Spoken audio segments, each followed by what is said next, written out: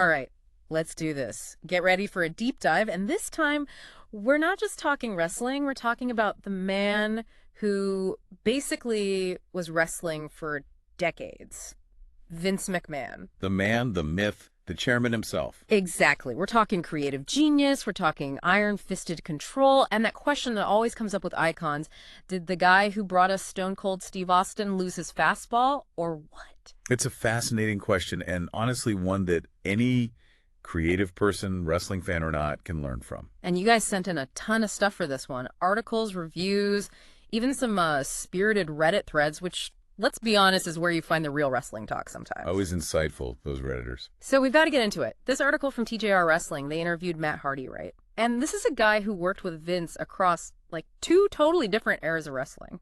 Yeah, and he saw the man at his most creatively on fire, and then, well... He says in the 90s, during the Attitude Era, McMahon was like he could see into the audience's minds, knew exactly what they wanted. Which, when you think about what that era was, the characters, the storylines, it was wild.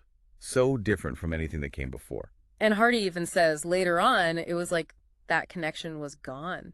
Like the man who gave us The Rock and Stone Cold, it's like he was struggling to keep up with, I don't know, the times changing or something. Well, that's the thing, right? It happens in every industry. What's cutting edge one minute is old news the next. Yeah. And wrestling, for all its spectacle, it's still entertainment. Gotta evolve or die. Think about how different things were in the late 90s versus even 10 years later, let alone the 2010s when this shift was really happening. The internet alone changes the game. Then you've got social media, streaming. Did McMahon just not get it anymore, or was something else going on? Okay, and here's where it gets really interesting.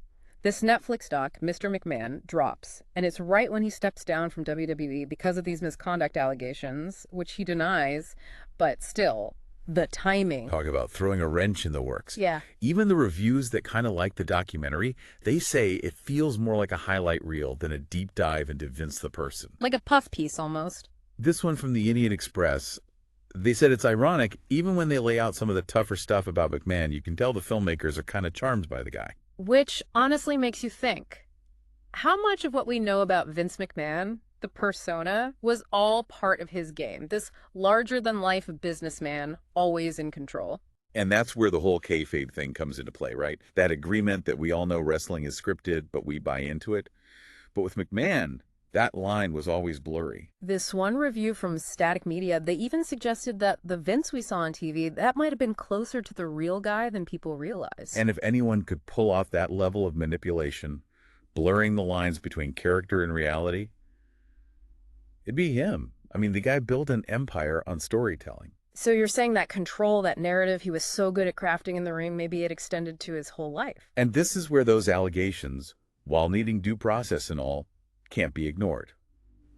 This independent article we got sent, they point out this has been whispered about in wrestling for years. That kind of power, it's a double-edged sword. It's a good point. And you can't talk about power in WWE without talking about what it's like now with Triple H in charge.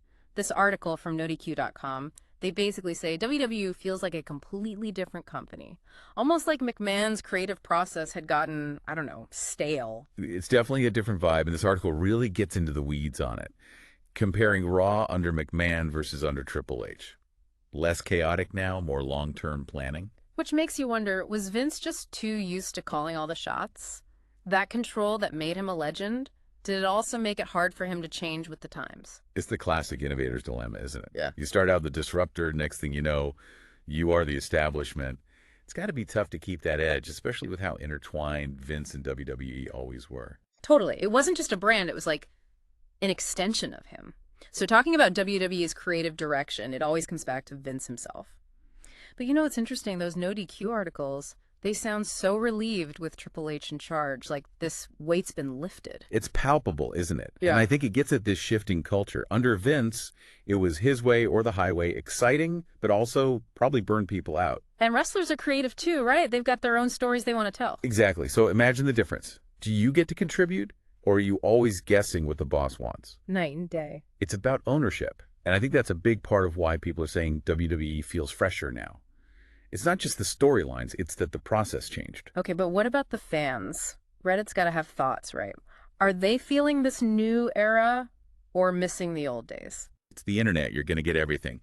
Die-hard Vince fans, Folks who are cautiously optimistic about Triple H, and then, well, The ones who'd complain no matter what. exactly.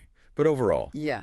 seems like people feel like Triple H gets it, which, let's be real, the guy's no newbie. Decades in the business, right? As a wrestler, behind the scenes, he gets the storytelling part of it, but also knows things need to change. Finding that balance, respecting the past, but not being afraid to move forward. We do have to address the elephant in the room, though, right?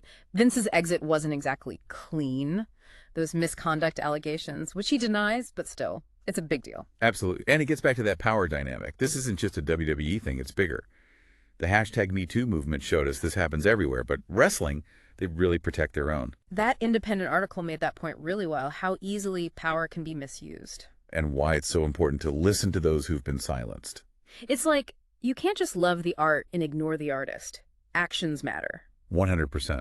It's about building a respectful environment. Well said. Now, for everyone listening, this is about way more than wrestling. Right. It's about how even the most successful people can struggle to adapt. It's about knowing when to evolve or get overtaken. Like in Jurassic Park, life, finds a way. Perfect example. Holding on to old ways, it only works for so long. And that seems to be the core of the Vince McMahon story, right? Matt Hardy's seeing that shift, those no DQ pieces praising Triple H. It's all about evolution. Which, maybe that was Vince's blind spot. He pushed boundaries, but did that make him resistant to the changes he might have even needed to make? It's tough. When do you stick to your guns? When do you realize a new approach is needed? And is it ego driving that decision or something else? Being open to change, to collaboration, that's vital. Which circles back to the audience, right? Whether it's wrestling, music, anything, you got to connect with the people you're creating for. No doubt. Reading the room, knowing what works and what needs to change, that's key. So as we wrap up this deep dive on Vince, on WWE, what's the one thing you hope our listener really takes away from all this? Never stop questioning. Assumptions, old ways of doing things, even the legacy of someone like Vince McMahon. That's how we learn. That's how we grow. It really makes you think, not just about Vince and WWE, but anyone who's ever had success. Got to be hard to keep evolving once you're on top. It's like you build this empire, you become the guy, and it's easy to think, well, this is it. This is the formula. But then the world changes around you. And maybe you don't even see it happening until it's too late. Or, the tougher question, maybe you do see it, but that change scares you. Because letting go of even a little control, that's terrifying when you're used to calling all the shots. Which is what makes those articles about Triple H so interesting. This wasn't some outsider coming in, shaking things up. He'd been there the whole time, but maybe because he'd been paying attention, he knew things needed to change. And that's a lesson in itself, right? Staying open to new ideas, even if they challenge the way you've always done things. Vince, for all his genius, maybe that was his downfall. That stubbornness, that need for control. Sometimes it works for you, and sometimes it works against you. 100%. It's like you conquer one mountain, you got to be ready to climb the next one, even if it looks different. And that's what I hope everyone listening takes from this deep dive. It's not just about wrestling or even just about Vince McMahon. It's about that constant evolution, that need to stay curious, stay open. Whether you're running a company, writing a book, or just living your life, man, things change. They sure do. Yeah. And the ones who thrive, it's not always about having all the answers. It's about being brave enough to keep asking the questions. Couldn't have said it better myself. So, to everyone listening, keep digging into those sources we talked about, form your own opinions, and most importantly, never stop exploring.